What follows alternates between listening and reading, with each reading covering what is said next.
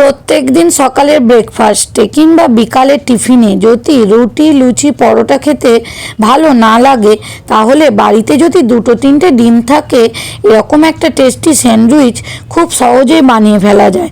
আর tiffin কিংবা breakfast পুরো জমে যাবে, দারুণ মজা হবে। নমস্কার, আমি Mahua. Welcome to Mahua cooking. আবারও আমি চলে এসেছি নতুন একটা রেসিপি নিয়ে। চলুন বন্ধুরা, রেসিপিটা এবার শুরু করা যাক।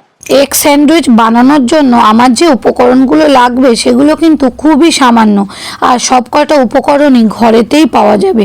ধনেপাতা কুচি, গোলমরিচ, কাঁচা লঙ্কা কুচি, বাটার, রসুন কুচি, টমেটো কেচাপ আর দুটো সেদ্ধ করা ডিম।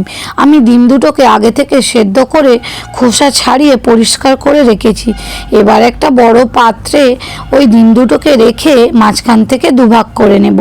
আর দুভাগ করে নেওয়ার পর কুসুমগুলোকে ডিম থেকে আলাদা করে নেব।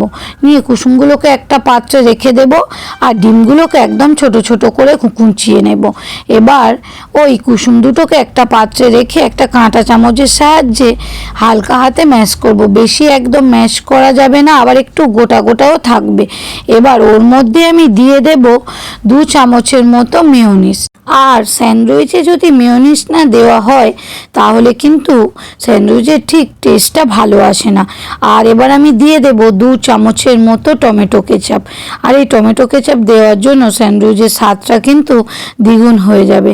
আর ওর মধ্যে আমি দিয়ে দেব ডিমের সাদা অংশটা, যেটা আমি ডিমের কুসুম থেকে আলাদা করার পর ছুরি দিয়ে খুব ছোট ছোট করে কুচিয়ে নিয়েছি। আপনারা পারলে এটা কাঁটা চামচের সাহায্যেও ম্যাশ করে নিতে পারেন। আমার তো মনে হয় ছুরি দিয়ে কুচিয়ে রাখলে খাওয়ার সময় ডিমের কিছু অংশ গালে পড়বে, খেতেও ভীষণ মজা হবে। আর দেব 1 চামচের মতো রসুন কুচি, অল্প করে ধনেপাতা কুচি। আর আপনারা আপনাদের স্বাদ অনুযায়ী কাঁচা লঙ্কা দেবেন। আমি এখানে 1 চামচের মতো কাঁচা লঙ্কা কুচি দিয়েছি, 1 চামচের একটু কম গোলমরিচ গুঁড়ো, আর দিয়েছি স্বাদ মতো নুন। দিয়ে এবার এগুলোকে সব ম্যাশ করার পালা। খুব হালকা হাতে চামচ দিয়ে খুব সুন্দর করে ম্যাশ করে নেব। দেখুন কত সুন্দর ভালোভাবে ম্যাশ করা হয়ে গেছে। এবার এটাকে এক সাইডে রেখে দিয়ে একটা পাত্রের মধ্যে নিয়ে নেব ব্রেডটা। আমি ব্রেডটা আগে থেকে শিখে রাখিনি, আমার শিখে রাখা ব্রেডে স্যান্ডউইচ খেতে একদমই ভালো লাগে না। এবার ওই ব্রেডের মধ্যে আমি দিয়ে দেব বাটার। এখানে আমি খুব বড় সাইজের ব্রেড নিয়েছি, আর এই বড় সাইজের একটা ব্রেডের জন্য 2টো ডিম ইউজ করেছি। আপনারা আপনাদের পরিমাণ মতো ডিম ইউজ করবেন। একে একে আমার বাটারগুলো সব দিকে স্প্রেড করা হয়ে গেছে। আবারও আরেকটা রুটিতে ঠিক একইভাবে বাটার স্প্রেড করে নেব। আর এই বাটারটা দেওয়ার জন্য খেতে কিন্তু খুবই টেস্টি হবে। আপনারা চাইলে বাটার না দিয়ে এখানে সসও দিতে পারেন। আমি ঠিক টকটা বেশি পছন্দ করি না বলে এখানে সসটা দিলাম না। এবার একে একে ওই যে ডিমের পুরটা ছিল সেটাকে ওর মধ্যে দিয়ে দেব। দিয়ে সব দিক খুব সুন্দর করে স্প্রেড করে দেব।